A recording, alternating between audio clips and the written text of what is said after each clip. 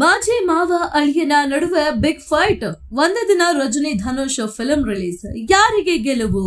Super star Rajinikanth ಅವರ jailer 2 ಮತ್ತು ಅವರ ಮಾಜಿ ಅಳಿಯ ಧನುಷ್ ಅವರ 55ನೇ ಚಿತ್ರ ದೀಪಾವಳಿಗೆಂದು ಬಿಡುಗಡೆಯಾಗುವ ಸಾಧ್ಯತೆ ಇದೆ.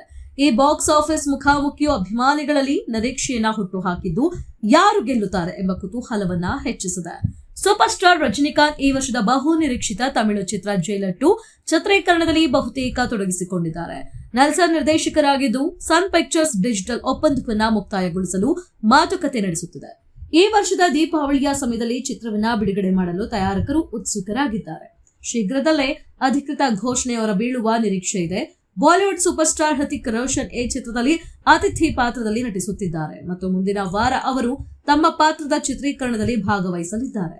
ಆದ್ರೆ ಅದೇ ಇನ್ನೊಂದೆಡೆ ರಜನಿಕಾಂತ್ ಅವರ ಅಳಿಯ ಧನುಷ್ ತಮ್ಮ 55ನೇ ಚಿತ್ರವನ್ನ ದೀಪಾವಳಿಯ ಸಮಯದಲ್ಲಿ ಬಿಡುಗಡೆ ಮಾಡುವ ಯೋಜನೆಯಲ್ಲಿದ್ದಾರೆ. ಅಮರನ್ ಖ್ಯಾತಿಯ ರಾಜ್ಕುಮಾರ್ ಪೆರಿಯಾಸಾಮಿ ನಿರ್ದೇಶಕರಾಗಿದ್ದು ಮಲಯಾಳಂ ಸೂಪರ್ ಸ್ಟಾರ್ ಮಮ್ಮಟಿ ಈ ಹೆಸರಿಡದ ಚಿತ್ರದಲ್ಲಿ ನಿರ್ಣಾಯಕ ಪಾತ್ರದಲ್ಲಿ ಕಾಣಿಸಿಕೊಳ್ಳಲಿದ್ದಾರೆ. ತಂಡ ಮತ್ತು ನಟರನ್ನ ಪರಿಗಣಿಸಿದ್ರೆ ಧನುಷ್ ಅವರ 55ನೇ ಚಿತ್ರವು ತಮಿಳಿನಲ್ಲಿಯೂ ಒಂದು ಕ್ರೇಜಿ ಪ್ರಾಜೆಕ್ಟ್ ಆಗಿದೆ.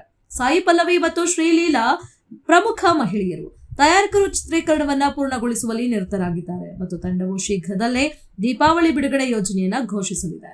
ರಜನಿಕಾಂತ್ ಮತ್ತು ಧನುಷ್ ದೀಪಾವಳಿಯ ಸಮಯದಲ್ಲಿ ಘರ್ಷಣೆಗೆ ಸಜ್ಜಾಗುತ್ತಿದ್ದಾರೆ. ಆದ್ದರಿಂದ ಮಾಜಿ ಮಾವ ಅಳಿಯ ಫೈಟ್ ನಲ್ಲಿ ಗೆಲ್ಲೋರು ಯಾರು?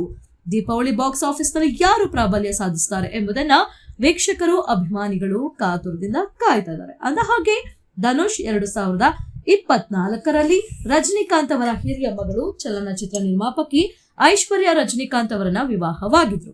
18 ವರ್ಷಗಳ ದಾಂಪತ್ಯ ಮತ್ತು 2 ಗಂಡು ಮಕ್ಕಳ ಜನನದ ನಂತರ ದಂಪತಿ ನವೆಂಬರ್ 2024ರಲ್ಲಿ ಡಿವೋರ್ಸ್ ಪಡೆದ್ರು. ಅಧಿಕೃತವಾಗಿ ಕುಟುಂಬ ಸಂಬಂಧವನ್ನ ಕೊನೆಗೊಳಿಸಿದೆ. ಧನುಷ್ ಮತ್ತು ಐಶ್ವರ್ಯ ಅವರ ಮದುವೆ ದಕ್ಷಿಣ ಭಾರತೀಯ ಚಲನಚಿತ್ರೋದ್ಯಮದಲ್ಲಿ ಗಮನಾರ್ಹ ಗಮನ ಸೆಳೆದಿತ್ತು. ಈ ಮದುವೆಯಿಂದ ಅವರಿಗೆ ಯಾತ್ರಾ ಮತ್ತು ಲಿಂಗ ಎಂಬ 2 ಗಂಡು ಮಕ್ಕಳಿದ್ದಾರೆ. ರಜನಿಕಾಂತ್ ಆಗಾಗ್ಗೆ ಧನುಷ್ ಅವರ ನಟನಾ ಕೌಶಲ್ಯ ಮತ್ತು ಸಮರ್ಪಣೆಯನ್ನ ಹೊಗಳುತ್ತಿದ್ರು ಮತ್ತು ಧನುಷ್ ಅವರ ಆಗಿನ ಪತ್ನಿ ಐಶ್ವರ್ಯ ನಿರ್ದೇಶಿಸಿದ 3 ಚಿತ್ರಗಳಲ್ಲಿಯೂ ನಟಿಸಿದ್ರು.